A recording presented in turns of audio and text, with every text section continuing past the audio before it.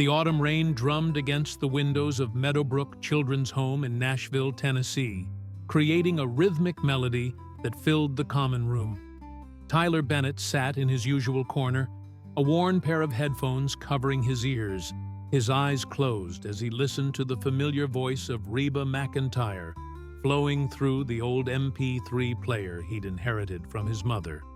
The device was scratched and outdated, but it held the only thing that still connected him to the life he'd lost 3 years ago. At 12 years old, Tyler had learned to make himself small. In a place filled with 23 other children, all competing for attention, resources, and the occasional glimpse of hope that came with potential adoptive families, being invisible felt safer.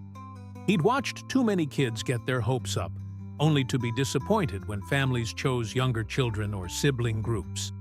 Tyler had neither youth nor siblings on his side anymore. "Tyler, honey, can you take those off for a minute?" Jennifer Hayes, the home's coordinator, approached with her characteristic gentle smile. She was a woman in her mid-40s with kind brown eyes and graying hair pulled back in a practical ponytail. Jennifer had been at Meadowbrook for 15 years, and she'd learned to recognize which children needed extra patience. Tyler slowly removed his headphones, the tinny sound of fancy escaping before he paused the music. "Yes, Ms. Hayes?" Jennifer settled into the chair beside him, her clipboard resting on her lap. The common room buzzed with the usual afternoon chaos. Younger kids playing board games, teenagers clustered around the single computer. The smell of cookies baking in the kitchen, mixing with the scent of rain-soaked earth drifting through a cracked window. "I wanted to talk to you about the fundraising gala we're planning for next month," she began, studying his face. Tyler's blue eyes, so much like his mother's, held a guardedness that broke her heart every time she saw it. "We're calling it Dreams and Wishes. Each child gets to make one wish, something reasonable, of course, and we're going to share those wishes with the donors and community members who attend." Tyler's fingers tightened around his MP3 player. "I don't need anything, Ms. Hayes. Everyone needs something, sweetheart." Jennifer's voice was soft but firm. "This is a chance for the community to connect with you kids, to understand that you're not just numbers or faces in photographs. You're real children with real dreams." Across the room, a 10-year-old named Christopher Rodriguez was already bouncing excitedly, telling anyone who would listen that he was going to wish for a new bicycle. Emma Lawson, a shy 8-year-old, whispered to her friend about wishing for art supplies. The energy in the room had shifted the moment Jennifer made her announcement, hope spreading like wildfire through the group. But Tyler felt none of that excitement. He'd stopped allowing himself to hope for big things a long time ago. Hope, he'd learned, was just another word for eventual disappointment. "Can I think about it?" he asked quietly. Jennifer patted his shoulder. "Of course. You have until Friday to let me know." "But Tyler?" She waited until he met her eyes. "It's okay to want things. It's okay to ask." After she moved on to speak with other children, Tyler put his headphones back on and pressed play. Reba's voice filled his ears again, singing, "The Greatest Man I Never Knew." It was one of his mother's favorites. Victoria Bennett used to sing along to it while cooking dinner in their small kitchen in East Nashville before the drunk driver ran the red light on Gallatin Pike and took both his parents in an instant. The rain outside intensified, and Tyler watched the droplets race down the window pane. In the reflection, he could see the other kids animated with excitement, already planning their wishes. Christopher was drawing pictures of his dream bicycle. Emma had started a list of art supplies. Even the teenagers, usually too cool to show enthusiasm, were discussing their wishes in hushed, eager tones. Tyler thought about what he really wanted. He wanted his parents back.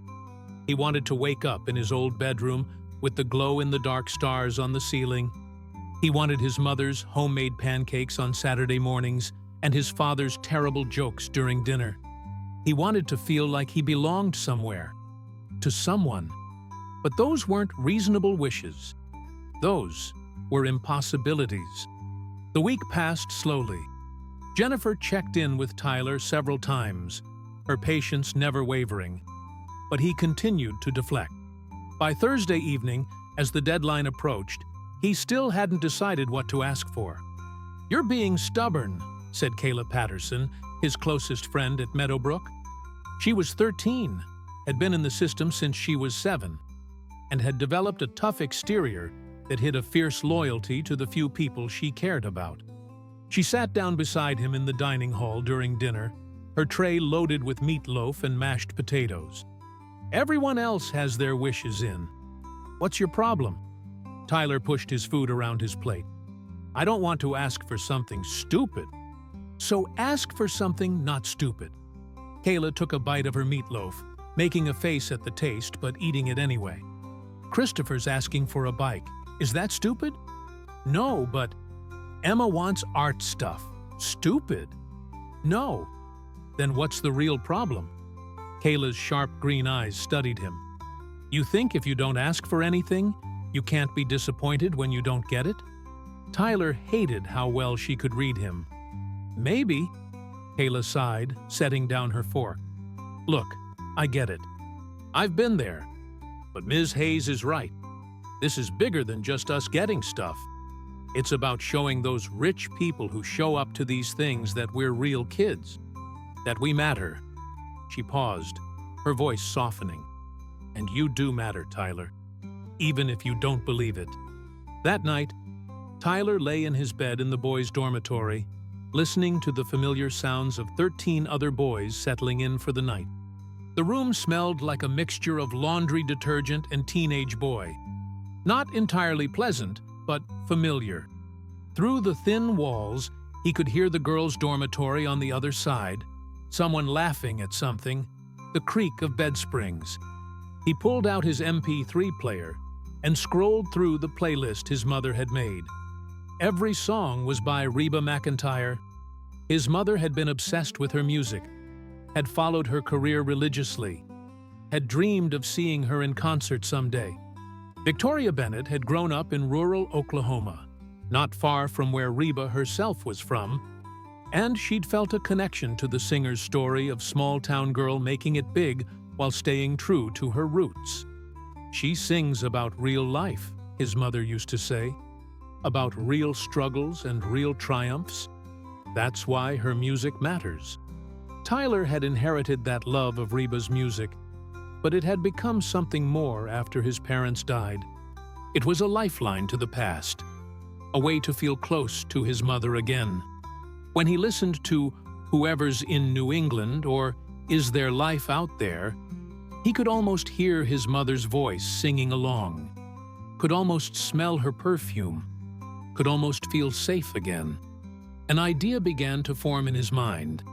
It wasn't a big wish. It wasn't a bike or art supplies or a new computer. It was simple, almost too simple, but it was real. And it was what he wanted more than anything else he could think of that might actually be possible. The next morning, Tyler found Jennifer in her office, a small, cluttered space filled with filing cabinets, children's artwork on the walls, and a coffee maker that seemed to run perpetually. She looked up from her paperwork when he knocked on the open door.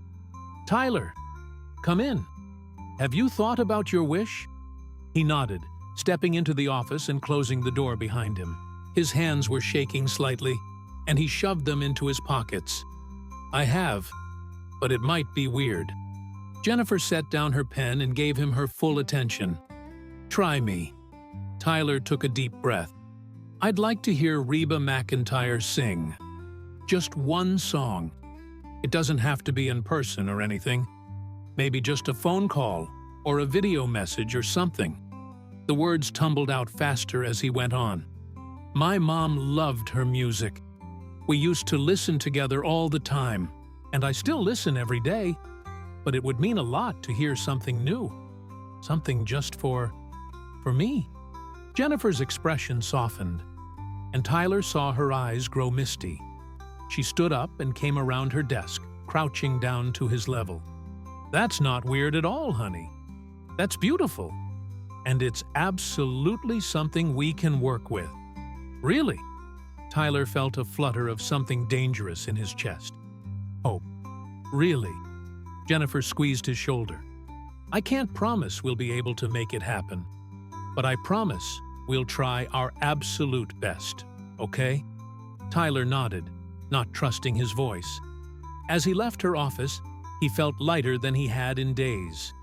He'd asked for something. He'd allowed himself to want something. And even if nothing came of it, at least he'd tried. What Tyler didn't know was that Jennifer Hayes was already formulating a plan.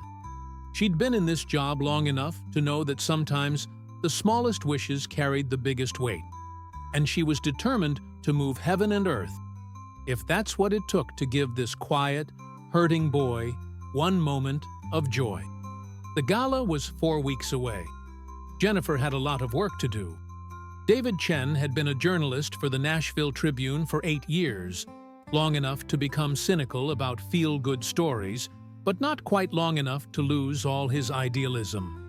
At 32, he'd covered everything from local politics to crime to the occasional human interest piece that his editor insisted was good for the soul of the paper.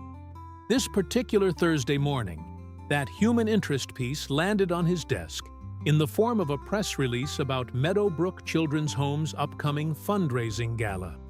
"Dreams and wishes," he muttered, scanning the document while sipping his third coffee of the morning. The newsroom buzzed around him with the usual controlled chaos. Phones ringing, keyboards clattering, the police scanner providing a constant background static. How original. "Don't be such a grump," said Rebecca Torres, the lifestyle editor, perching on the edge of his desk. She was a force of nature in her mid-40s, with perfect posture and an ability to guilt reporters into covering stories they initially resisted.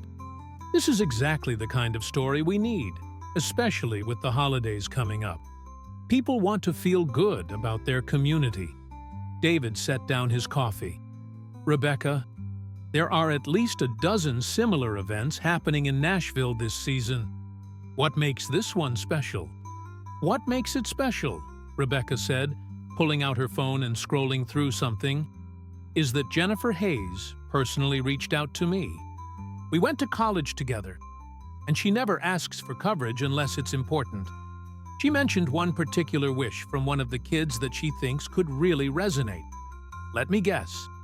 Kid wants to meet their favorite celebrity? Close." Rebecca handed him her phone, showing an email. "Kid wants to hear a song from Reba McEntire. Not meet her, not get tickets to a concert, just hear her sing one song. His mother, who passed away, was a huge fan." David read the email, then reread it. Something about the simplicity of the request caught his attention. In his years covering human interest stories, he'd seen kids wish for elaborate vacations, expensive electronics, meetings with sports stars. This was different. This was achingly modest. How old is the kid? 12. Been at Meadowbrook for 3 years. According to Jennifer, he barely speaks, keeps to himself, and this is the first thing he's asked for since arriving. David felt the familiar tug of a real story. "What's his name?" "Tyler Bennett." Rebecca smiled, recognizing the look on his face. "I knew you'd bite. Jennifer said you could come by tomorrow afternoon to interview him, if he's comfortable with it. And before you ask, yes, you have my permission to dig into this one. If there's a way to actually make this kid's wish come true, I want us to be the paper that helps make it happen." That afternoon, David did what he always did when beginning a story: research. He pulled up everything he could find on Tyler Bennett. The police report from the accident that killed his parents was brief and heartbreaking. December 15th, 2021, 8:47 p.m. Intersection of Gallatin Pike and Douglas Avenue. James Bennett, 34, and Victoria Bennett, 32, pronounced dead at the scene. Driver of the other vehicle, a 26-year-old man named Preston Watts, had a blood alcohol level 3 times the legal limit. He'd survived with minor injuries and was currently serving a 6-year sentence. Tyler had been at his grandmother's house when it happened. The grandmother, Martha Bennett, had passed away 8 months later from a stroke, leaving Tyler with no immediate family. David leaned back in his chair, staring at his computer screen. The kid had lost everything in the span of less than a year, and now he was asking for one song. He pulled up information on Reba McEntire next. The country music legend had been performing for over 40 years, had sold over 75 million records worldwide, and was known for her powerful voice and genuine connection to her fans. She'd grown up in Oklahoma, had learned to sing in the car with her mother during long drives. She'd been married, divorced, remarried, had a son, and had always been open about her own struggles and triumphs. More importantly, Reba was known for her charitable work. She'd been involved with numerous children's charities over the years and had a reputation for being genuinely kind to her fans, especially children. There was a story here. David could feel it. But more than that, there was a mission. If he was going to write about Tyler Bennett and his modest wish, he was damn well going to try to make it come true. Friday afternoon found David pulling into the parking lot of Meadowbrook Children's Home. The facility was a sprawling, single-story building in East Nashville, not far from where Tyler's parents had died. The autumn leaves created a carpet of red and gold across the lawn, and a group of younger children were playing on a well-worn playground set. Jennifer Hayes met him at the entrance, her handshake firm and her smile warm. "Mr. Chen, thank you for coming. Tyler's a bit nervous, but he's agreed to talk to you. I appreciate you facilitating this," David said, following her through hallways decorated with children's artwork and motivational posters. The smell of something baking, cookies again, wafted from the kitchen area. Has he done interviews before? Never. He's incredibly private. But I explained that this might help us reach Reba's team, and he's willing to try. Jennifer paused outside a small meeting room. "Please be gentle with him. He's been through more than any child should have to endure." Tyler Bennett was smaller than David expected, with sandy blonde hair that fell into his blue eyes and a posture that suggested he wanted to disappear into the furniture. He sat at a table with his hands clasped in front of him, an old MP3 player resting nearby like a security blanket. "Tyler, this is David Chen from the Tribune," Jennifer said softly. "He's here to talk with you about your wish, if you're still okay with that." Tyler nodded silently, his eyes fixed on the table. David sat down across from him, deliberately keeping his voice casual and non-threatening. "Hey, Tyler. Thanks for agreeing to talk with me. I know this probably isn't your favorite way to spend a Friday afternoon." A tiny smile flickered across Tyler's face. "Not really. Mine either, to be honest. I'd rather be eating pizza and watching bad movies." David pulled out a notebook, but didn't open it yet. "Ms. Hayes told me about your wish. Your mom was a big Reba McEntire fan." Tyler's eyes lifted slightly. A spark of something, memory, love, grief, crossing his face. "Yeah, she loved her music.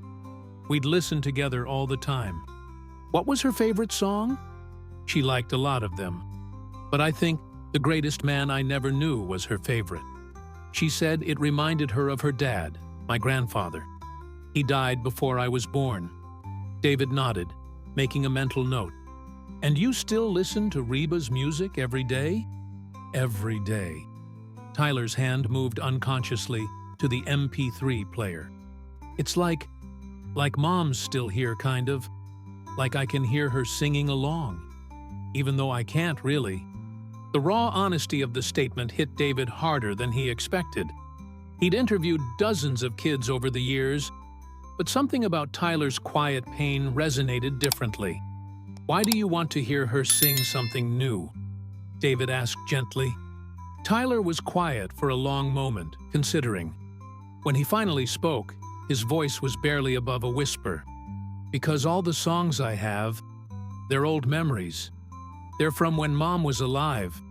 I love them, but sometimes they hurt too. I thought maybe if I heard something new, it could be a new memory. A good one. One that's just mine." David felt a lump forming in his throat. He glanced at Jennifer, who was openly wiping her eyes. This wasn't just a human interest story. This was something more. "That makes a lot of sense," David said. "Do you think your mom would be proud of you for asking?" Tyler thought about it, then nodded slowly. "Maybe. She always said it was okay to ask for help. She said that's what people who love each other do. They help each other." "Your mom sounds like she was pretty smart." For the first time, Tyler smiled fully. She was. She was really smart and funny, and she made the best pancakes. His smile faded. "I miss her." "I bet you do." David finally opened his notebook. "Tyler, I'm going to write a story about you and your wish, and I'm going to do everything I can to help make it happen. Is that okay with you? You really think it might work?" "I think if we don't try, it definitely won't work. But if we do try, we've got a shot." David met the boy's eyes. "Are you willing to let me try?" Tyler nodded, and David saw that same dangerous flutter of hope he'd recognized in Jennifer's office days ago. The interview continued for another 30 minutes. Tyler opened up more than Jennifer had expected, talking about his parents, about the music, about the ache of loss that never quite went away. David took careful notes, already composing the article in his mind. After the interview, as Jennifer walked David back to his car, he turned to her. "I'm going to write this piece, and it's going to run in Sunday's paper. But I need something from you. Anything. I need the contact information for anyone, and I mean anyone. You know who might have connections to Reba's management team, her record label, her charitable foundation. Anyone. If we're going to make this happen, we need to get creative." Jennifer pulled out her phone. "I'll send you everything I have by tonight." "David?" She paused. "Thank you for caring about this, for caring about him." David thought about Tyler's face when he talked about his mother, about the simple wish for one new memory. How could I not? That night, David stayed late at the office, writing and rewriting the article until it was perfect. The headline read, "The Boy Who Asked for Almost Nothing. One orphan's simple wish reveals the true meaning of hope." The story ran on the front page of the Sunday Lifestyle section, with a photo of Tyler that Jennifer had provided. The boy standing by a window at Meadowbrook, headphones on, looking out at something beyond the frame. David's article was 200 words of careful storytelling, balancing Tyler's heartbreaking past with the gentle hopefulness of his wish. He'd quoted the boy directly, letting his own words convey the depth of his loss and the modesty of his request. By Sunday afternoon, the newspaper's website had received over 50,000 hits. The story was being shared on social media. David's email inbox was flooded with responses from readers, many offering to help however they could. But the response that mattered most came Sunday evening. Amanda Foster was sitting in her home office in Belle Meade, one of Nashville's most affluent neighborhoods, when she saw the article. At 43, Amanda was a successful commercial real estate developer, a woman who'd built an empire from nothing and was known throughout Nashville for her business acumen and her philanthropic work. What most people didn't know was that Amanda Foster had spent the first 11 years of her life in Meadowbrook Children's Home. She read David's article 3 times, each reading bringing fresh tears. She'd been that kid once, the one who hoped for too little because hoping for too much hurt too badly. She remembered what it felt like to believe you didn't deserve good things, to think that wanting was dangerous. Amanda picked up her phone and called Jennifer Hayes. They'd stayed in touch over the years, though Amanda rarely talked publicly about her time at Meadowbrook. She preferred to donate quietly, to help without drawing attention to her past. But this was different. This was a kid who needed someone to fight for him. "Jennifer, it's Amanda. I just read the article about Tyler Bennett." "Amanda!" Jennifer's voice warmed. "I was hoping you'd see it. It's been quite a day. The response has been overwhelming." "I want to help," Amanda said. "I want to make this happen for him. What do we need to do?" Jennifer's relief was audible. "Honestly, we need to reach Reba's people. David has been making calls, but he's hitting walls. Her management team is being polite, but non-committal. We need someone with actual influence, someone who can get through the gatekeepers." Amanda was already pulling up her contacts on her computer. "I have a friend who works for Sony Music Nashville. Let me make some calls. This kid is going to get his wish, Jennifer. I promise you that." "Why?"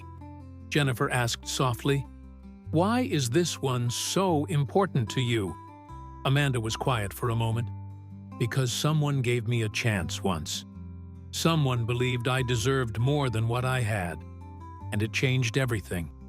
Now it's my turn to do the same for someone else." Over the next week, Amanda Foster became a woman on a mission. She called in favors, made donations, leveraged every connection she had in the music industry. David continued to run follow-up pieces in the Tribune, keeping the story alive in the public consciousness. The hashtag #Tyler's Wish started trending locally, with people sharing their own stories about how music had helped them through difficult times. But it was Thursday afternoon, 7 days after the article first ran, when Amanda's phone rang with the call she'd been waiting for. "Ms. Foster, this is Claire Morrison from Starstruck Entertainment. I'm calling about the Tyler Bennett situation." Amanda's heart raced. Starstruck Entertainment was Reba McEntire's management company. "Yes, thank you for calling back." "Reba saw the article," Claire said. "She's been following the story all week. She'd like to do something for Tyler. Can we set up a meeting to discuss the details?" Amanda felt tears spring to her eyes.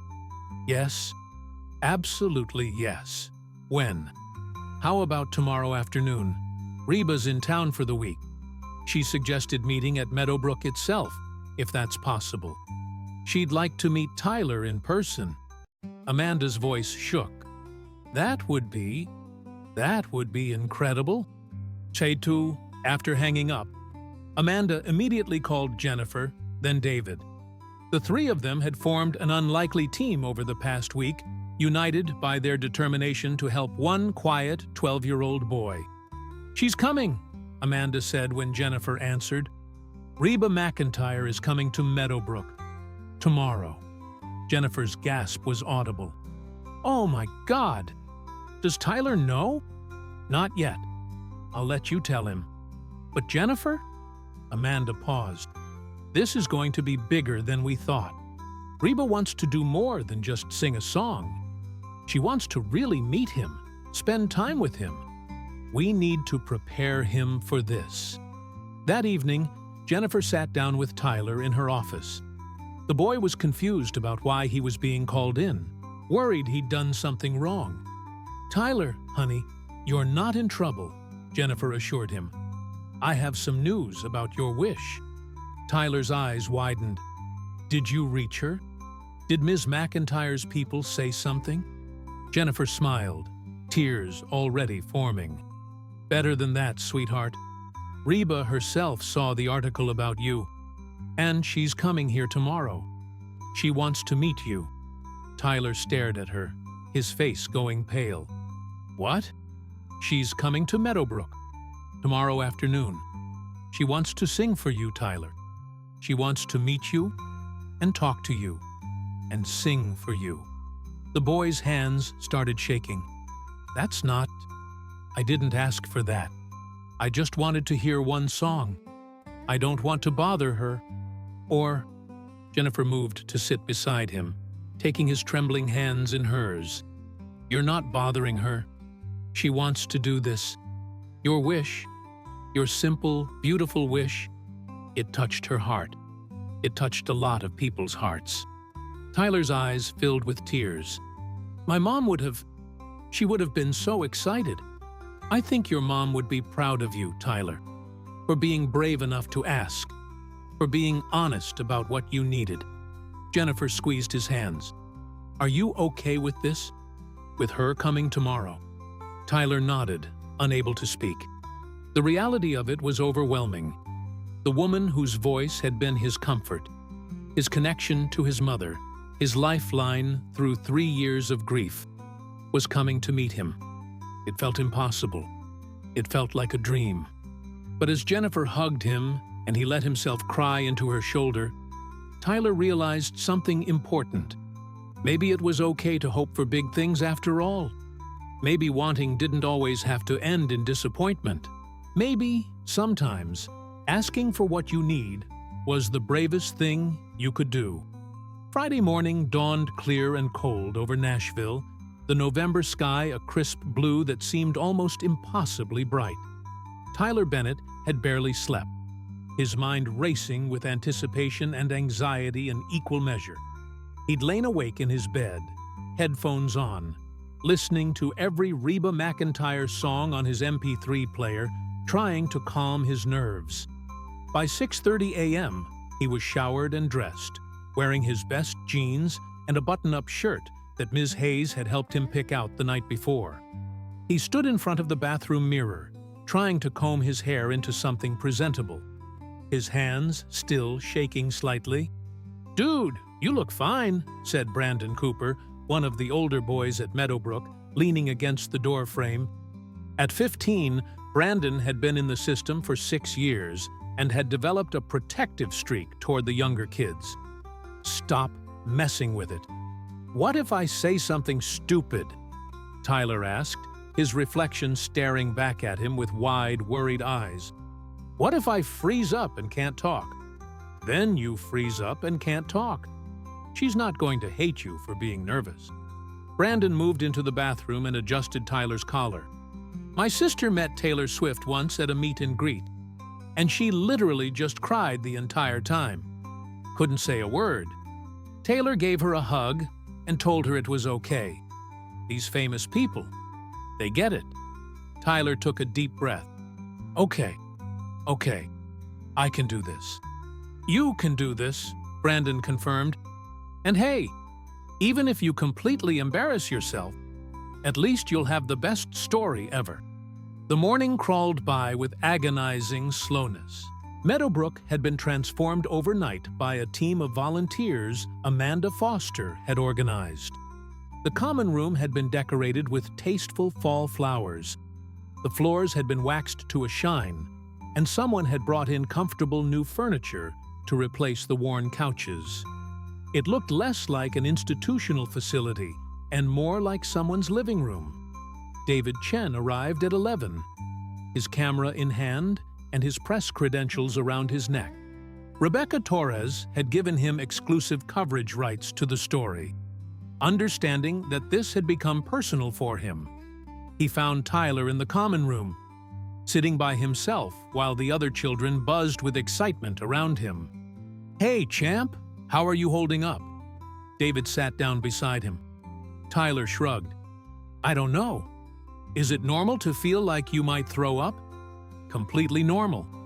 David smiled. I've interviewed a lot of famous people over the years, and I still get nervous every single time. It's okay to be scared. Everyone keeps saying that, Tyler said quietly, but it doesn't make it less scary. No, it doesn't. But you know what helps? Remembering why you're doing this. You're not doing this to impress anyone or to get something you don't deserve. You asked for something simple and beautiful, and it touched people's hearts. That's all this is, people responding to your honesty. Tyler nodded slowly. My mom used to say that honesty was the bravest thing you could choose. Your mom was right. David pulled out his notebook. Do you mind if I take some notes today? Just observations, not a formal interview. I want to tell this story right. That's okay, Tyler said. I trust you. The words hit David harder than he expected. In 8 years as a journalist, he'd never felt the weight of that trust quite so heavily. At 1 o'clock, Amanda Foster arrived with Claire Morrison, Reba's manager. Amanda had spent the morning coordinating with Reba's team, making sure every detail was perfect. She found Jennifer in her office, both women looking like they might burst from excitement and nerves. She'll be here in 30 minutes, Claire said, checking her phone. She wanted to arrive quietly. No big production. She specifically requested that this be intimate. Just Tyler and whoever he wants present. Jennifer nodded. Tyler asked if his friend Kayla could be there, and if David Chen could stay. Is that all right? Absolutely. Reba wants him to be comfortable. Claire smiled warmly. She's genuinely excited about this. She read every article David wrote, watched the video clips, everything. She feels a real connection to Tyler's story. Why? Amanda asked, curious. I mean, I know she does a lot of charity work, but what made this one special to her? Claire's expression softened. Between you and me, her mother passed away a few years ago. Music was something they shared, just like Tyler and his mom. When she read about how he still listens every day, how it keeps him connected to his mother's memory, it resonated deeply with her. The minutes ticked by with excruciating slowness. Tyler sat in Jennifer's office with Kayla beside him, both of them too nervous to talk much. Kayla held his hand, an unusual gesture for the typically tough teenager.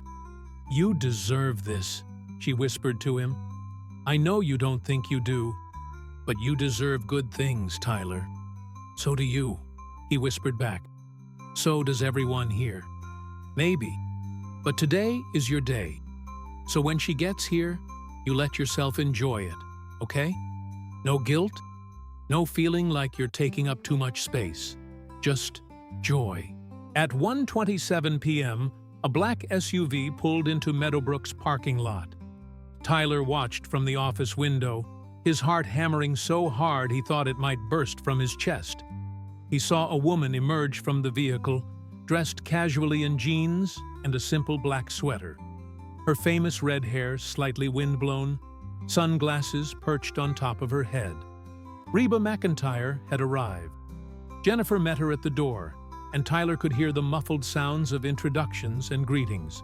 Then Jennifer was leading her down the hallway, Claire and Amanda following behind, and Tyler stood up on shaky legs. When Reba walked into the office, the first thing Tyler noticed was her smile. It was warm and genuine, reaching all the way to her eyes. She was smaller than he'd imagined, more real somehow, not the larger-than-life figure he'd built up in his head. Tyler, she said. Her voice, that voice he'd listened to thousands of times, soft and kind. It's so wonderful to meet you. He tried to respond, but no words came out. He just stood there, frozen, tears already streaming down his face. Reba crossed the room in 3 strides and pulled him into a hug. It's okay, honey. It's okay to cry. I'm a little teary myself. Tyler buried his face in her shoulder and sobbed. 3 years of grief and loneliness and hope all pouring out at once. Reba just held him, one hand rubbing gentle circles on his back, letting him cry for as long as he needed. Your mom loved my music, Reba said softly, when Tyler's sobs had quieted to hiccups. Jennifer told me all about her. Victoria, right? Tyler nodded against her shoulder, finally pulling back and wiping his eyes with the back of his hand. She listened to your songs every day. She said you sang about real life. I try to, Reba said, her own eyes misty. And I understand that you still listen every day, too. That's special, Tyler. Music has this incredible power to connect us to the people we love, even when they're not here anymore. Kayla, who'd been standing in the corner trying not to cry herself, stepped forward. "I'm Kayla, Tyler's friend." "It's lovely to meet you, Kayla." Reba shook her hand. "I'm glad Tyler has such a good friend here." "He deserves good friends," Kayla said firmly. "He's the best person I know." Reba smiled at that, then turned back to Tyler. "So, I heard you wish to hear me sing. Just one song. Is that still what you'd like?" Tyler nodded, finding his voice. "If that's okay. I know you're really busy, and I don't want to take up too much of your time." "Tyler." Reba placed her hands on his shoulders, looking him straight in the eyes. "I'm here because I want to be. Not because I have to be. Not because it's good publicity, but because your story touched my heart. When I read about your wish, about how you just wanted to hear one song, it reminded me that sometimes the smallest things mean the most." She gestured to the guitar case that Claire had brought in. "Now, I thought we could do this properly. I'm going to play and sing for you, right here, just us. Any song you want. What would you like to hear?" Tyler's mind went blank. He'd thought about this moment, dreamed about it, but now that it was here, he couldn't think of a single title. All those songs that meant so much to him, and his brain had suddenly emptied of every one. "Take your time," Reba said gently, pulling a chair over and sitting down. "There's no wrong answer." "Could you—" Tyler's voice was barely a whisper. "Could you sing The Greatest Man I Never Knew? It was my mom's favorite, and I think maybe I understand it better now. Because my dad, he wasn't perfect, but he loved us so much. And I didn't really know that until after he was gone. I was only 9 when they died, and there's so much I never got to tell them." Reba's eyes filled with tears. "Oh, honey, that's a beautiful choice. And painful one. You know, I lost my daddy some years back, and that song means something different to me now too." She pulled the guitar from its case and began tuning it. "This one's for you, Tyler. And for your mama and daddy."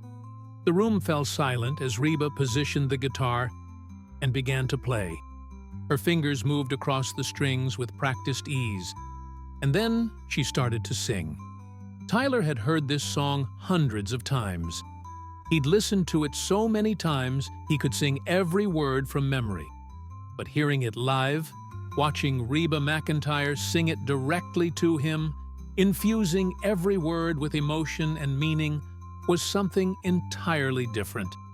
She sang about the man who worked hard and showed his love through actions rather than words, about realizing too late all that someone meant to you. Her voice filled the small office, powerful and tender at the same time, and Tyler felt every word in his chest.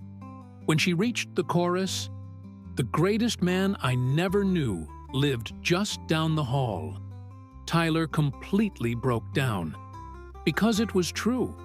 His father had been right there, loving him quietly, showing up every day, being present. And Tyler had been too young to fully appreciate it, to understand what a gift that presence was until it was gone. Reba kept singing through her own tears, her voice never wavering. When she reached the final notes, she let them linger in the air, the guitar strings resonating softly before falling silent. The office was quiet except for the sound of crying. Tyler, Kayla, Jennifer, Amanda, even David, standing in the doorway with his camera lowered, tears streaming down his face. Reba set the guitar aside and pulled Tyler back into her arms. "Your daddy knew you loved him," she whispered. "And your mama knew it too. They knew, Tyler. And they're proud of the strong, brave young man you're becoming." "How do you know?" Tyler asked, his voice muffled against her shoulder. "Because I'm a mama too. And that's what mamas know. We see our children, really see them, and we're proud of them even when they don't think they deserve it. Reba pulled back, cupping his face in her hands. Your mama is proud of you, Tyler Bennett. She's proud that you're still listening to music, that you're keeping her memory alive, that you were brave enough to ask for what you needed. I miss her so much, Tyler sobbed. I miss them both so much. I know you do, sweetheart, and that's okay. Missing them means they mattered. It means the love was real. Reba wiped his tears with her thumbs. But you know what else? They would want you to keep living, to keep finding joy, to keep letting people in. Tyler nodded, trying to catch his breath. Around him, everyone in the room was emotional. This had become something more than just granting a wish. It had become a moment of healing, of connection, of shared grief and shared hope. Can I ask you something? Tyler said after a moment. Anything. Would you sing another song? Not for me, but for my mom? The one she never got to hear you sing in person? Reba smiled through her tears. What song? Fancy. It was the first song of yours she ever heard. She told me once that when she listened to it, she felt like she could do anything, like she could be brave and strong and make something of herself.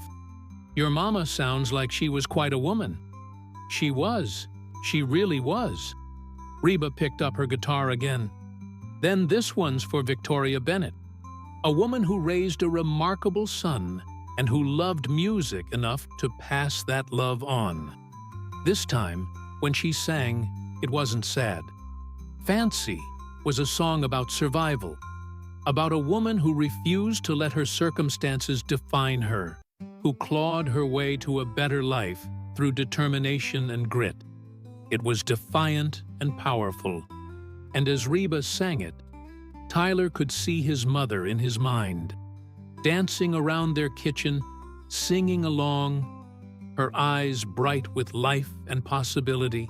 When the song ended, Tyler was smiling through his tears. Thank you, he whispered. Thank you so much. Thank you for reminding me why I do this, Reba said. For reminding me that music isn't just about entertainment, it's about connection. It's about healing. It's about keeping the people we love alive in our hearts.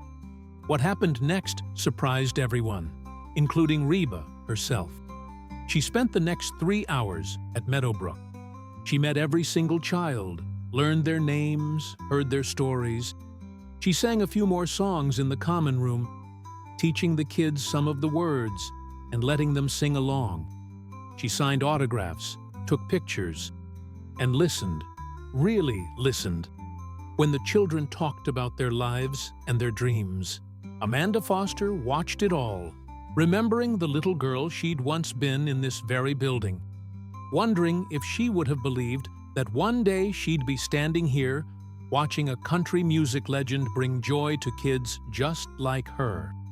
She caught Jennifer's eye across the room and saw her own emotions reflected there. David Chen documented everything, his camera capturing genuine smiles and laughter, the kind that couldn't be staged or manufactured. This wasn't a publicity stunt or a photo opportunity. This was real connection, real kindness. But it was Tyler that Reba kept coming back to throughout the afternoon. She'd ask him questions about his favorite songs, about his memories of his mother, about his life at Meadowbrook. She treated him not like a charity case, but like a person worth knowing, worth listening to. As the afternoon wore on, and it came time for Reba to leave, she pulled Tyler aside one more time. They stood by the window where David had taken that first photograph, the late afternoon sun casting long shadows across the room. "I have something for you," Reba said, reaching into her bag and pulling out a small wrapped package. "It's not much, but I wanted you to have it." Tyler carefully unwrapped it to find a brand new MP3 player, already loaded with music. But it wasn't just Reba's songs. It was a carefully curated playlist labeled "For Tyler, from Reba." I made you a playlist, she explained. Some of my songs, yes, but also other artists I think you'd like. Music that helped me through hard times. Music that makes me think of my mama. Music about hope and healing and moving forward while honoring where you've been. Tyler clutched the device to his chest. I don't know what to say. You don't have to say anything. Just promise me something. Anything. Promise me you'll keep letting people in. Keep being brave enough to ask for what you need. Keep living, Tyler. Really living. Not just surviving, but thriving. Can you promise me that? Tyler thought about his mother, about how she'd always encouraged him to be brave, to reach for more. He thought about the past 3 years, about how small he'd made himself, how safe he'd tried to play it. And he thought about today, about how asking for one simple thing had led to this incredible moment. I promise, he said. I'll try. That's all anyone can do. Try. Reba pulled him into one more hug. And Tyler, if you ever need anything, if you're ever struggling, you have my email address in that MP3 player. You can write to me, okay? I can't promise I'll always be able to respond right away, but I promise I'll read every message. Tyler pulled back, his eyes wide. Really? Really? You're not alone, kiddo. You have people who care about you. More than you know. As Reba finally left, climbing back into the black SUV with Claire, the entire population of Meadowbrook stood in the driveway waving goodbye.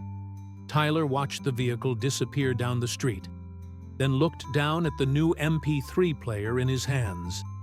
This was it. The new memory he'd wished for. And it was better than anything he could have imagined. The story of Tyler Bennett and Reba McEntire exploded overnight. David Chen's photographs and article, published Saturday morning, went viral. By Sunday, the story had been picked up by national news outlets. Good Morning America, The Today Show, and CBS Sunday Morning all ran segments on the unexpected meeting between a country music legend and a quiet 12-year-old boy who'd asked for almost nothing. But what started as a feel-good story about a wish fulfilled began to transform into something larger. The spotlight on Meadowbrook Children's Home revealed the stark reality of the foster care system, the number of children aging out without families, the chronic underfunding of facilities like Jennifer Hayes's. Amanda Foster's phone rang constantly, with calls from donors, businesses wanting to contribute, and foundations offering grants. The gala that had been planned for the end of November had already exceeded its fundraising goals, and the event was still 3 weeks away. Tyler found himself at the center of a whirlwind he didn't fully understand. His inbox on the new MP3 player filled with messages, not just from Reba, who sent him a voice message every few days checking in on him, but from other celebrities who'd heard his story, from people across the country who wanted to share their own experiences with grief and music and finding hope in small moments. This is overwhelming, Tyler confessed to Kayla one evening as they sat in the common room. The younger kids were playing board games nearby, but the two teenagers had claimed a quiet corner. I don't understand why everyone cares so much. Because you're real, Kayla said simply. She'd been processing her own emotions over the past week, watching her best friend receive the kind of attention she'd never allowed herself to hope for. You didn't perform for anyone. You didn't try to make yourself into something you're not. You just asked for something honest and simple, and people responded to that authenticity. Tyler turned his MP3 player over in his hands. Do you think it'll last? The interest, I mean? I don't know. Probably not at this level. People have short attention spans. Kayla's voice was matter-of-fact, not bitter. But I think the important stuff will last. The donations to Meadowbrook, the attention on kids in foster care, the connections you made. Those things are real. What Kayla didn't mention was her own struggle with the situation. She was genuinely happy for Tyler. He was her best friend, and he deserved every bit of joy he'd received. But watching him get something she'd never allowed herself to even dream about had stirred up complex emotions. Not jealousy exactly, but a deep ache for her own unspoken wishes, her own carefully hidden hopes. Jennifer Hayes noticed Kayla's struggle. She'd been in this field too long to miss the signs of a child wrestling with their emotions. One afternoon, she called Kayla into her office. "You're handling this remarkably well," Jennifer said without preamble. "Tyler's sudden spotlight, the changes around here, the media attention. But I know it can't be easy." Kayla shrugged, her defensive walls immediately rising. "I'm fine, Ms. Hayes. I didn't ask if you were fine. I said it can't be easy." Jennifer's voice was gentle but firm. "It's okay to have complicated feelings about all this." Kayla was quiet for a long moment, her jaw working as she fought back emotions she'd spent years learning to suppress. "He deserves it," she finally said, her voice rough. "Tyler deserves everything good that's happening to him. Yes, he does. And so do you." "I don't." Kayla stopped, swallowing hard. "I'm not like him, Ms. Hayes. I'm not sweet and quiet and easy to love. I'm difficult. I have anger issues. I've been in 3 different placements before coming here, and each one sent me back because I was too much trouble."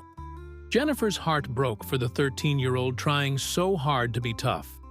"Kayla, being difficult doesn't mean you don't deserve love and happiness. It often means you've been hurt badly enough that you've learned to protect yourself by keeping people at a distance. Maybe. No, maybe about it." Jennifer leaned forward. "And you know what else? You're not as difficult as you think you are. You're loyal to your friends. You stand up for kids who get bullied. You help the younger children with their homework without being asked. You're kind when you think no one's watching." Kayla blinked rapidly, fighting tears. "So why hasn't anyone wanted me? Why have I been here for 6 years while other kids get adopted? Oh, honey, that's not about your worth. Sometimes it's just timing, just circumstances that have nothing to do with how wonderful you are." Jennifer paused. "But I want you to know something. The gala is coming up, and more families than ever are interested in learning about adoption because of Tyler's story. Several have specifically asked about older children, about teenagers who they feel might be overlooked." "I'm not holding my breath," Kayla said, but Jennifer could see the tiny spark of hope in her eyes. Meanwhile, David Chen was experiencing his own unexpected transformation. The article about Tyler had won him the kind of recognition journalists dream about. He'd been contacted by publishers interested in him writing a book about the experience, by television producers wanting to option the story, by other news outlets trying to recruit him. But more than the professional accolades, something had shifted inside David himself. He'd spent 8 years covering stories with a certain cynical detachment, protecting himself from getting too emotionally invested. Tyler had shattered that detachment completely. He found himself visiting Meadowbrook regularly, not for story purposes, but simply to check in on Tyler and the other children. He'd never considered himself particularly paternal, had never thought much about kids or family, but something about these children, their resilience, their hope, despite everything they'd endured, had gotten under his skin. "You've gone soft," Rebecca Torres teased him over coffee one morning at the Tribune offices. The cynical David Chen I hired would never have spent his Saturday afternoons playing basketball with foster kids. "I know," David admitted. "It's inconvenient and unprofessional and probably crossing some journalistic boundaries. It's also beautiful," Rebecca said softly.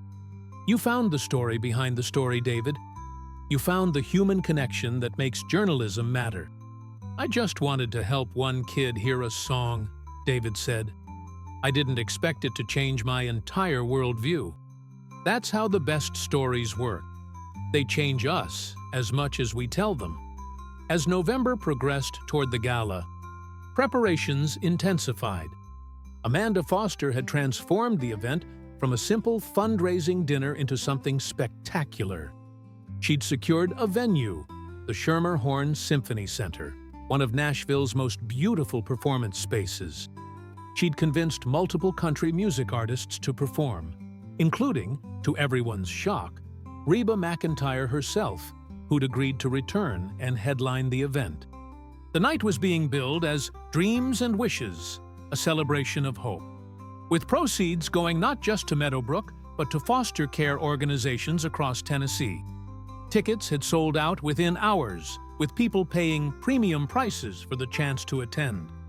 Tyler had mixed feelings about being at the center of it all. He was grateful for the attention Meadowbrook was receiving, for the donations that would improve life for all the kids there, but he also felt uncomfortable with the spotlight, worried that people saw him as some sort of poster child rather than just a regular kid who'd gotten incredibly lucky. "You're allowed to feel however you feel about it," Reba told him during one of their email exchanges. Tyler had taken her up on her offer to stay in touch, and they'd been corresponding regularly. Fame is weird and uncomfortable, even when it's for a good reason. But remember, this isn't really about you anymore. It's become bigger than one boy and one wish. It's about shining a light on kids who usually stay in the shadows. Tyler read her message multiple times, letting the words sink in. She was right. This had become about something larger than himself. And maybe that was okay. Maybe his uncomfortable moment in the spotlight could lead to positive changes for other kids like him.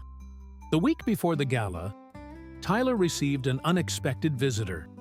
A woman named Patricia Weaver, accompanied by her husband Robert, arrived at Meadowbrook asking to speak with Jennifer Hayes.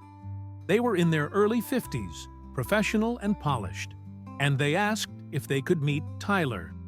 "We read your story," Patricia said, when Jennifer brought Tyler to her office for the meeting. "We've been considering adoption for a while now, but we kept talking ourselves out of it. We thought we were too old, too set in our ways, too late to be starting over with children. But your story made us realize we've been letting fear hold us back from something important." Tyler wasn't sure what to say. He sat in the chair across from the couple, feeling Jennifer's supportive hand on his shoulder. "We're not here to make any promises," Robert added quickly. "We know this process takes time, and we want to do it right. But we wanted you to know that your courage to ask for what you needed inspired us to be brave too. We're starting the foster to adopt process." That's great," Tyler managed. He felt strange being thanked for simply having his story told, for asking for one small thing that had snowballed into all of this. "We wondered if you might be willing to talk with us about your experience," Patricia continued. "About what it's like being here, what you wish people understood about foster care, what you'd want potential foster or adoptive parents to know." Tyler glanced at Jennifer, who nodded encouragingly. "I can do that," he said quietly. "But I should tell you, I'm not an expert or anything. I'm just one kid. Sometimes one kid's perspective is exactly what's needed," Robert said with a kind smile. They talked for over an hour. Tyler found himself opening up in ways he hadn't expected, telling them about the challenges of living in group care, about the loneliness of watching other kids get placed while you stayed behind, about the fear of hoping for a family only to be disappointed again. But he also talked about the good parts, the friendships formed, the staff members like Jennifer who genuinely cared, the resilience he'd developed, the way hardship had taught him to appreciate small kindnesses.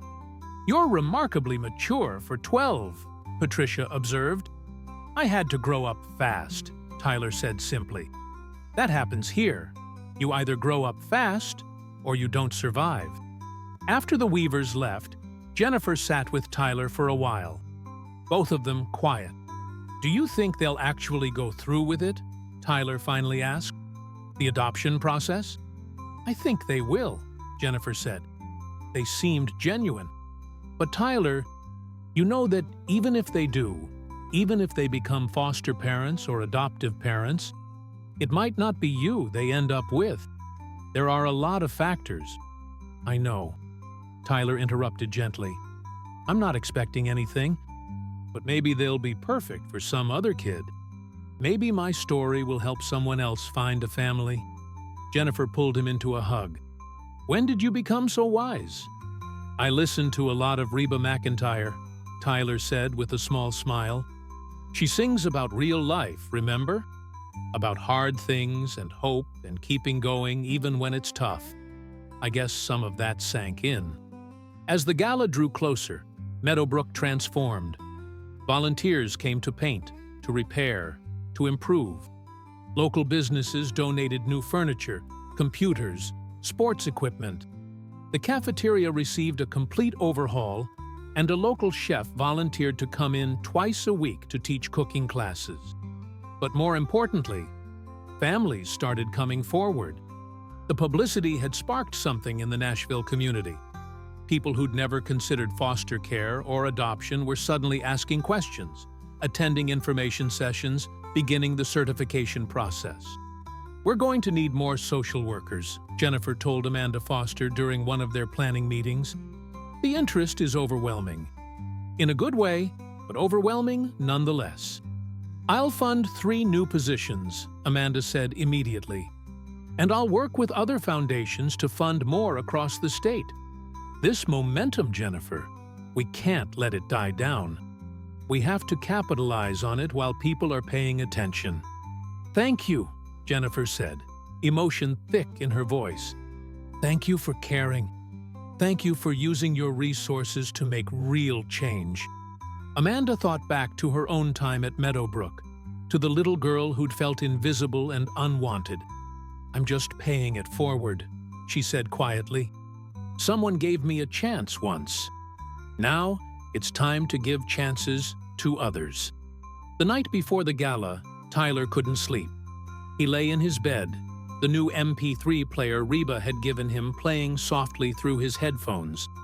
But instead of his mother's old playlist, he was listening to the new one Reba had made for him, full of songs about hope and resilience and moving forward. Across the room, Brandon Cooper called out softly, "Hey, Tyler, you awake?" "Yeah." "You nervous about tomorrow?" "Terrified." "You'll be great. You'll get up there, say your piece, and everyone will love you just like Reba did." Tyler smiled in the darkness. "Thanks, Brandon." "Hey, that's what family does. We support each other." Family. The word settled warm in Tyler's chest. Maybe family wasn't always about blood or legal documents. Maybe sometimes it was about the people who showed up, who cared, who chose to be there for you. Meadowbrook had its problems, but it also had given him Brandon and Kayla and Ms. Hayes and so many others who'd become his chosen family. His mother would have been proud of him, he thought. Not because he'd become famous or gotten to meet a celebrity, but because he'd been brave enough to ask for help, vulnerable enough to admit he needed something, open enough to let people in. Tomorrow, he'd stand on a stage in front of hundreds of people and share his story. He'd be scared and uncomfortable and probably awkward, but he'd do it anyway, because sometimes being brave meant doing things that terrified you. And maybe, just maybe, his story would help some other kid find their own moment of hope. The Schermerhorn Symphony Center glowed with golden light as guests arrived for the Dreams and Wishes Gala. December in Nashville had brought unseasonably warm weather, and the evening air hummed with anticipation. Limousines and luxury cars lined the streets, depositing passengers in elegant evening wear, while photographers captured the arrivals for various media outlets. Inside, Tyler Bennett stood backstage in a new suit, that Amanda Foster had insisted on buying him, his hands shaking as he peeked through the curtain at the growing crowd. The venue was stunning. Ornate architectural details, crystal chandeliers, seats upholstered in burgundy velvet. It was a far cry from the common room at Meadowbrook. "Deep breaths," Jennifer Hayes said beside him. Elegant in a navy blue dress that Tyler had never seen her wear before. She looked different outside of her usual casual work clothes, but her reassuring presence was the same. You don't have to be perfect. You just have to be yourself. "Myself got us into this mess," Tyler joked weakly. "Yourself created something beautiful," Jennifer corrected. "Never apologize for that." The other children from Meadowbrook were seated in a reserved section near the front, all dressed in their best clothes, their faces shining with excitement. Kayla caught Tyler's eye from the audience and gave him a thumbs up. Beside her, Brandon made a goofy face that made Tyler smile despite his nerves. David Chen was in the press section, camera at the ready. But Tyler knew he was there as much as a friend now as a journalist. The Weavers, the couple who'd visited Tyler after reading his story, were seated near the middle. They'd brought their adult daughter with them, and Tyler noticed them looking around the venue with expressions of wonder and purpose. Amanda Foster took the stage first as the lights dimmed and the crowd settled. In a burgundy gown that somehow managed to be both elegant and powerful, she commanded the room's attention effortlessly. "Good evening, and welcome to Dreams and Wishes," she began, her voice carrying through the excellent acoustics. "Many of you know me as a businesswoman, a developer, someone who builds buildings and makes deals. But what some of you may not know is that I was once one of the children we're here to support tonight." A murmur rippled through the crowd. Amanda rarely spoke publicly about her past, and the revelation caught many by surprise. "I spent 11 years at Meadowbrook Children's Home," she continued. 11 years wondering if anyone would ever want me, if I mattered, if I deserved a future beyond those walls. And I was one of the lucky ones. I eventually aged out, got scholarships, made something of myself through a combination of hard work, good timing, and people who believed in me when I didn't believe in myself." She paused, letting her words sink in. "But here's what I learned. Luck shouldn't be a factor in whether a child gets a chance at a good life. Every single child deserves stability, love, opportunity. Not just the cute toddlers, not just the easy cases, but every child. Especially the ones who've learned to hide their pain, who've decided it's safer not to hope for too much." The audience was completely silent, hanging on her every word. A few weeks ago, a 12-year-old boy reminded us all of something crucial. Sometimes the smallest asks carry the biggest meaning. Tyler Bennett didn't wish for fame or fortune. He wished to hear one song from an artist his late mother loved. One song, that's all. And in that simple wish, he taught us about grief, about love, about the courage it takes to be vulnerable. Amanda gestured toward the stage. "Tonight, we're not just raising money, though we're grateful for your generosity. We're raising awareness. We're raising our voices for children who often don't have a voice. And we're challenging each of you to consider how you might be part of the solution." The applause was thunderous. Amanda stepped aside, and the evening's program began with performances from local country artists, each donating their time to the cause. Between performances, representatives from various foster care organizations spoke about the realities of the system, the needs, the challenges, and the opportunities for involvement. Tyler watched it all from backstage, his stomach in knots. He was scheduled to speak right before Reba's closing performance, and with each passing minute, his anxiety intensified. "You're going to be amazing," Reba said, appearing beside him with her characteristic warm smile. She looked stunning in a black sequined gown, her hair perfectly styled. but her demeanor was as down-to-earth as it had been during her visit to Meadowbrook. Just speak from your heart. That's all anyone can ask. I've never spoken in front of this many people before, Tyler admitted. What if I mess up? Then you mess up, and people will love you for being human. Reba placed a gentle hand on his shoulder. But you won't mess up. You know why? Because you're not performing. You're just sharing your truth. And truth doesn't require perfection.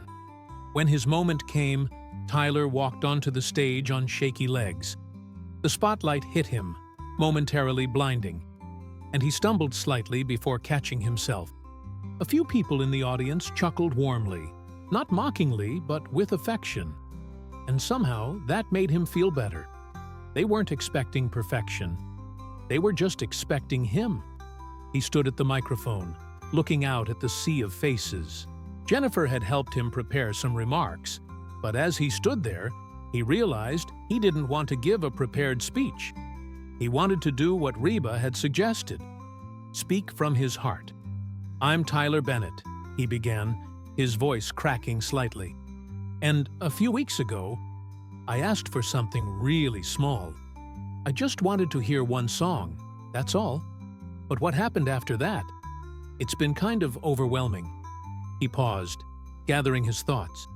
In the front row, Kayla was watching him intently, and that gave him courage. The thing is, I wasn't trying to start anything big. I wasn't trying to change the world or become famous or anything like that. I was just really sad and really lonely, and music was the only thing that made me feel connected to my mom. So I asked if maybe I could hear just one new song, one new memory. Tyler's eyes found David Chen in the press section. A really good journalist named David wrote about my wish. And that's how all of this started. But he didn't just write about me wanting to hear a song. He wrote about why. He wrote about my parents and the accident and what it's like to be 12 years old and feel like you've lost everything that mattered.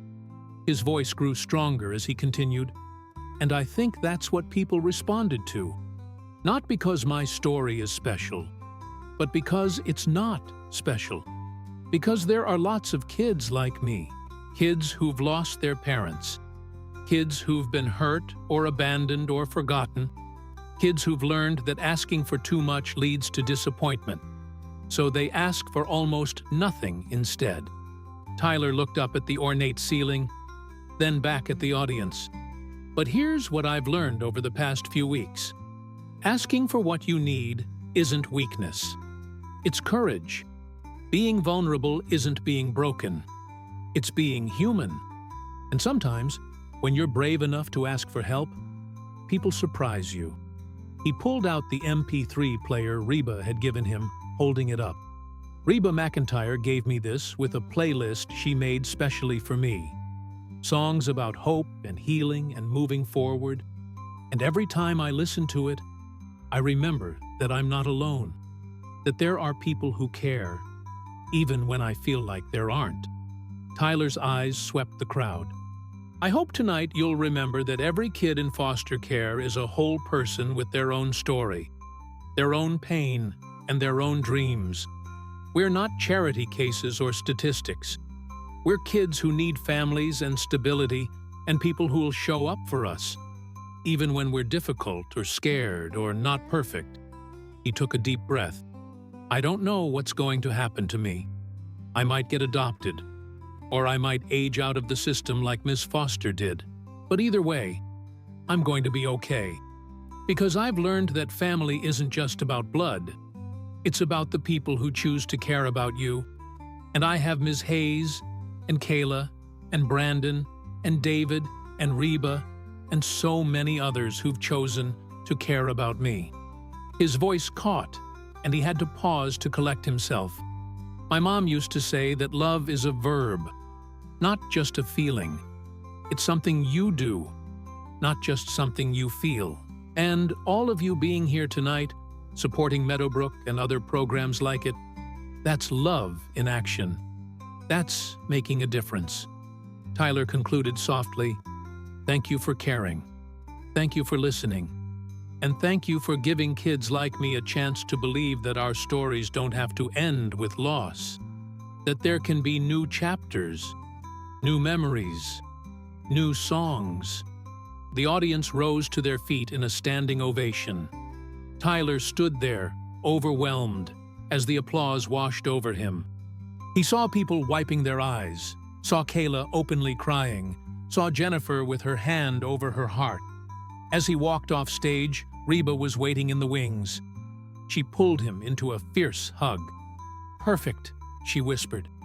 "Absolutely perfect." Then it was Reba's turn. She took the stage to thunderous applause, and the energy in the room shifted to anticipation and excitement. But instead of launching into her set, she stood at the microphone and said, "Before I sing tonight, I want to share something with you all."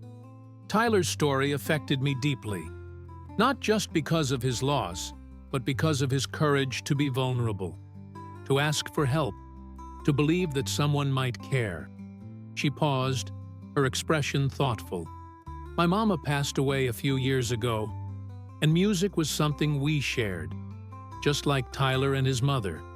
So when I read about this boy, who just wanted one song, who used music to stay connected to his mama, it touched something deep in my heart."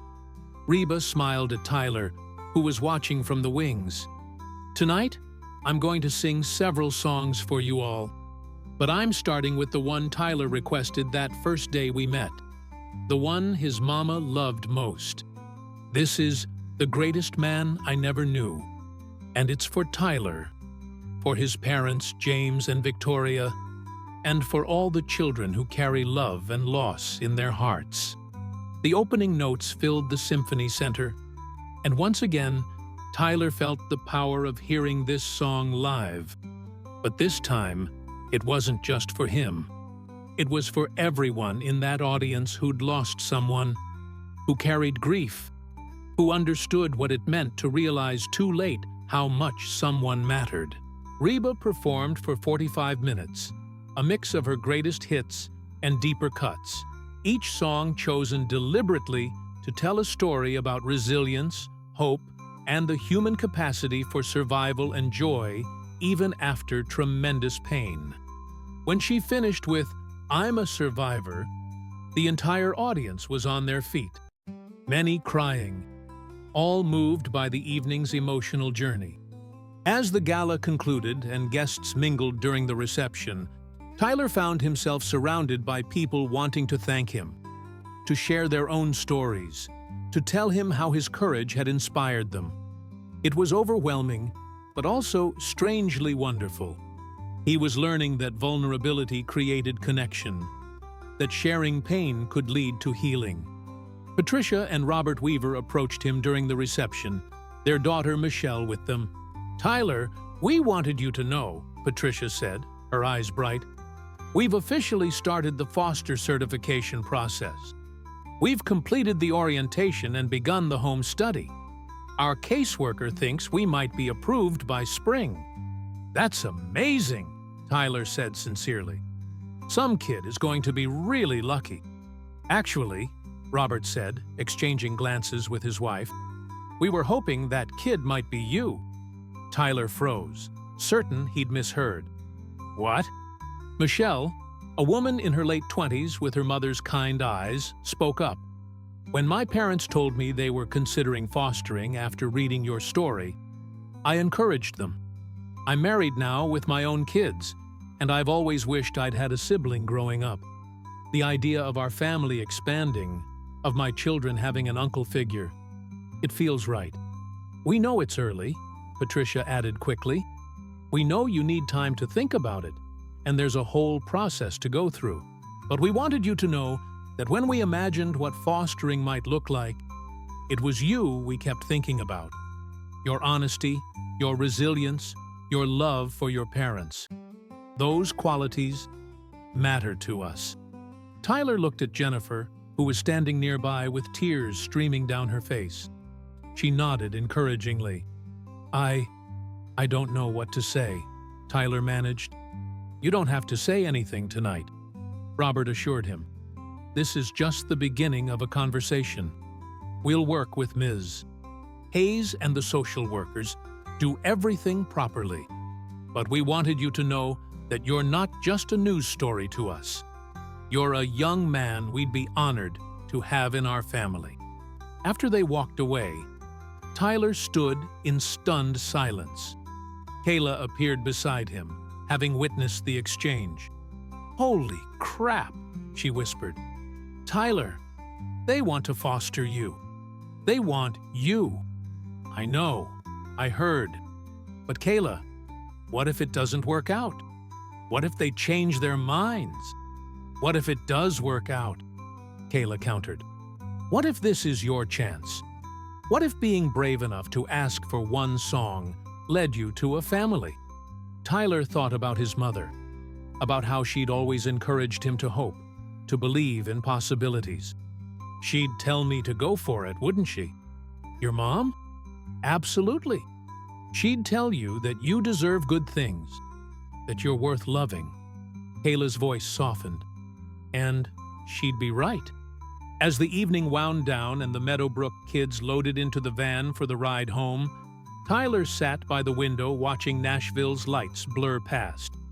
The new MP3 player was in his pocket, and he pulled it out, scrolling through Reba's playlist until he found a song called "I'll Be." He put in his earbuds and listened to Reba sing about being there for someone through thick and thin, about showing up, about love as action rather than just words. It made him think about everyone who'd shown up for him over the past few weeks: Jennifer, David, Amanda, Reba, the Weavers, and so many others. His mother was gone. His father was gone. That loss would always be part of his story. But maybe his story didn't have to be defined only by loss. Maybe there could be new chapters, new families, new love. 3 months later, on a cold February morning, Tyler Bennett moved into the Weaver home in Brentwood. It wasn't a fairy tale. There were awkward moments, adjustments, times when grief hit him unexpectedly, and he had to excuse himself to cry. Patricia and Robert were patient, giving him space when he needed it, and support when he asked. Michelle visited regularly with her husband and 2 young children, and Tyler found himself slowly becoming part of a larger family network. He had his own room, his own actual room with a door that closed, and walls he could paint any color he wanted. He'd chosen blue, his mother's favorite color. The MP3 player sat on his nightstand, and he still listened to his mother's old playlist regularly. But now he also listened to Reba's new playlist, and to music Patricia shared with him, and to songs Michelle's kids wanted to dance to. He was building a new relationship with music, one that honored his past while embracing his present. Back at Meadowbrook, the ripple effects of Tyler's story continued. The gala had raised over $2 million, funding not just improvements to the facility, but also training for foster families, support services for children aging out of the system, and educational programs. Amanda Foster had created a foundation dedicated to supporting foster children throughout Tennessee, with plans to expand nationally. Kayla Patterson was placed with a foster family in March, a single woman named Dr. Lisa Chen, David's sister, who'd been inspired by her brother's coverage of Tyler's story to become a foster parent. It was early days, but Kayla was cautiously optimistic, allowing herself to hope that maybe this time would be different. David Chen had indeed written a book about the experience titled "One Song: How a Simple Wish Changed Everything." A portion of the proceeds went to foster care charities, and the book became a bestseller, sparking conversations about foster care, adoption, and the power of community support across the country. Jennifer Hayes received a promotion and a significantly larger budget, allowing her to hire additional staff and implement new programs at Meadowbrook. She'd framed the photograph David had taken of Tyler by the window, the one that had started everything, and hung it in her office as a reminder of why she did this work. On a warm Saturday in late May, Reba McEntire performed a concert at the Bridgestone Arena in downtown Nashville. In the VIP section sat Tyler Bennett with Patricia, Robert, and Michelle's family.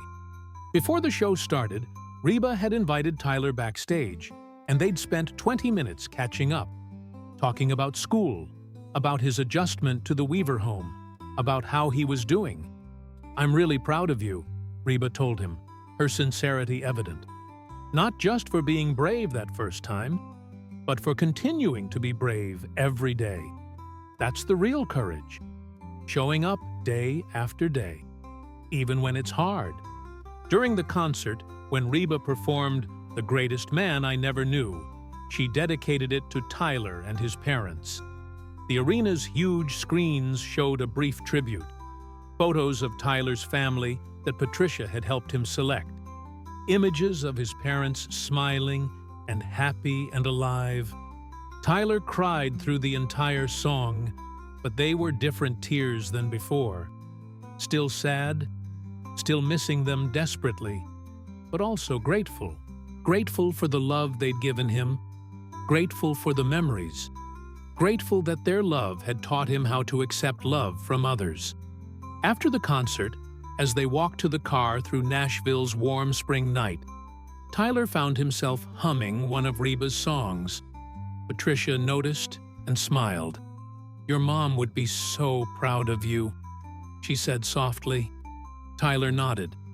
"I think she would, not because anything I did was special, but because I didn't give up, because I kept going, even when it was really hard. That's the most special thing anyone can do," Robert added, his hand resting supportively on Tyler's shoulder. As they drove home, and Tyler was still getting used to thinking of the Weaver house as home, but it was getting easier. He looked out at the Nashville skyline. Somewhere out there, other kids were struggling, grieving, hoping. Kids in foster care, kids in group homes, kids wondering if anyone would ever choose them. Tyler couldn't fix the system. He couldn't solve all the problems. But he'd learned that sometimes the smallest actions could create unexpected ripples. One wish, one song, one moment of vulnerability. That had been enough to change his life and touch countless others. His phone buzzed with a text from Kayla. "Movie night at your place next weekend? Dr. Chen says she'll drive me out if the Weavers are cool with it." Tyler smiled and typed back, "I'll ask, but I'm sure it's fine. They like you." Another text came through, this one from David. "How was the concert? Get any good photos?" And then one from Reba herself. "Thank you for being there tonight, Tyler. You make this work meaningful. Stay strong, stay brave, stay you."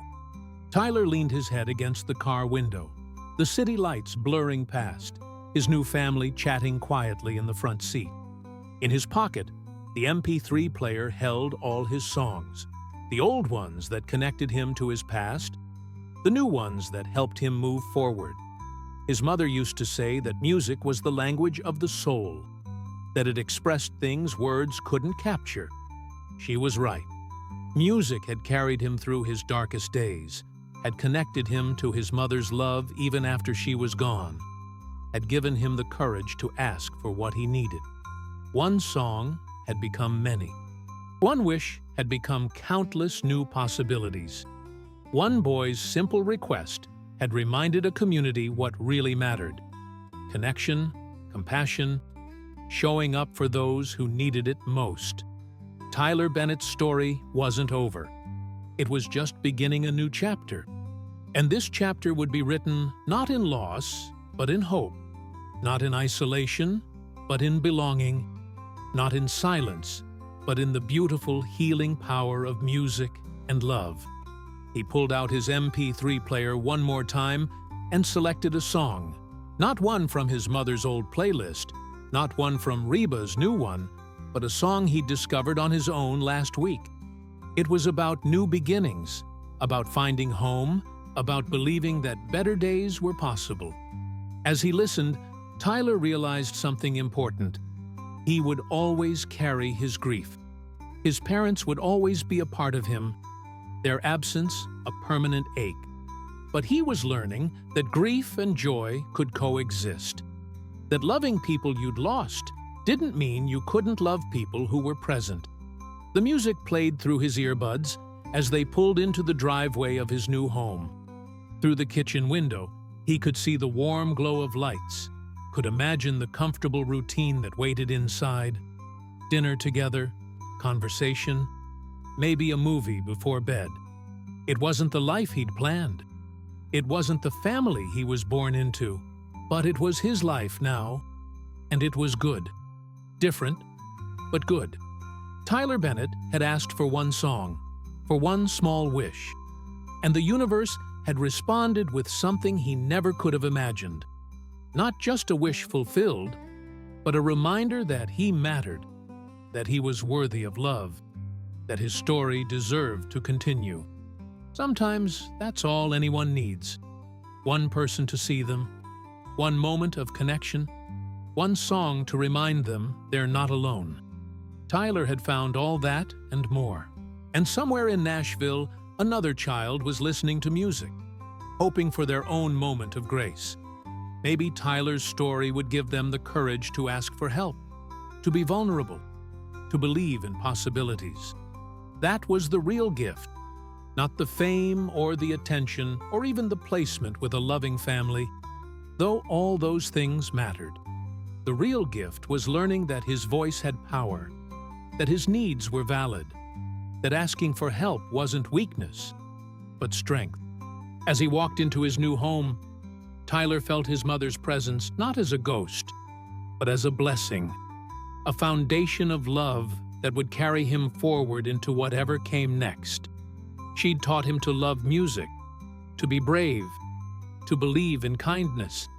He was doing his best to honor those lessons every day. The door closed behind him, and the warm sounds of his new family welcomed him home. Somewhere, Reba McEntire's voice sang about survival and hope, and the unbreakable human spirit.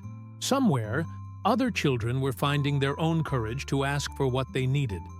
And Tyler Bennett, the boy who'd asked for almost nothing and received more than he'd dreamed, was exactly where he needed to be, surrounded by love, carried by music, and finally, beautifully, home.